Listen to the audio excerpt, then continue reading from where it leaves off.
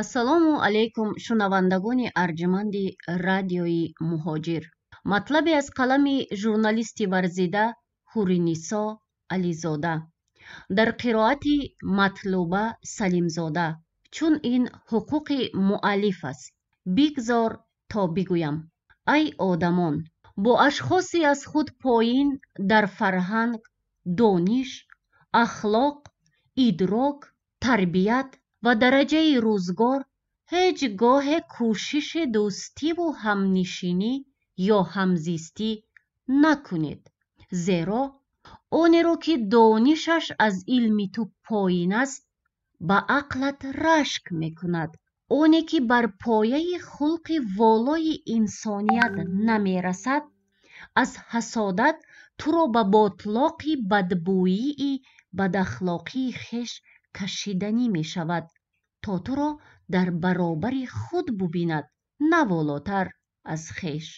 онеро ки дар пастие уфтодаву дасти кӯмак ба сӯяш дароз мекунӣ, мекӯшад ки туро ҳам ба поин бикашонад, ба он пастие ки худ гирифтор аст, то ту дар баландие аз ӯ қарор надошта бошӣ.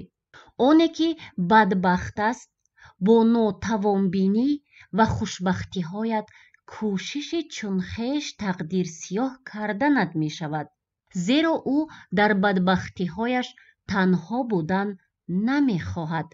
онеро ки зарбаҳои миёншикани зиндагӣ шикастаанд, бо қомати росту миёни муҳкаму устуворат дар зиндагӣ монанд шудан намехоҳад, балки мехоҳад миёни туро ҳам шикаста бинад. оне ки туи шӯҳратёро дар ҷомеа пазируфта мебинад, аз бухлу ҳасад ба поят айбҳоро ҳамчуноне бастан мехоҳад, ки гоҳе худат ҳам ба беайбият шак меорӣ.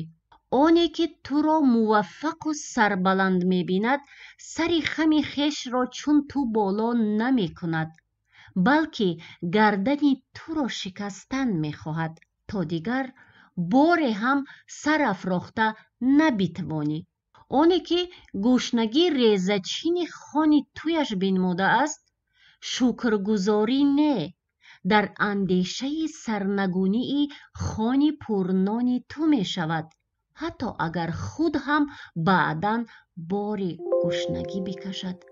онеро ки худованд аз ақл, ризқ, муваффақият, эътироф, эҳтиром, дороӣ, рифоҳ, саломат ва кӯли хушиву хушбахтиҳои дигар маҳрум сохтааст, ба ин сазовор аст. зеро танҳо худованд доно ва тавоносту аз ботини худ офаридаҳояш огаҳ аст. қазоват аз ӯст, ки кадомеро дар кадом пояе нигоҳ бидорад ва ба чӣ мартабае мушарраф бисозад. ӯст доно.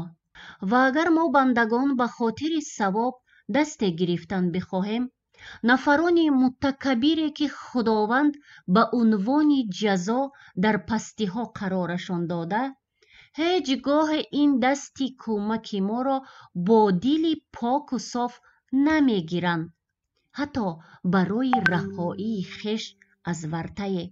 зеро ба он синаҳои пур аз бухлу ҳасаду кинаву адовати хеш қобилияти дарки дасти ба хайр сӯяшон дарозкардаи сахоро надоранд.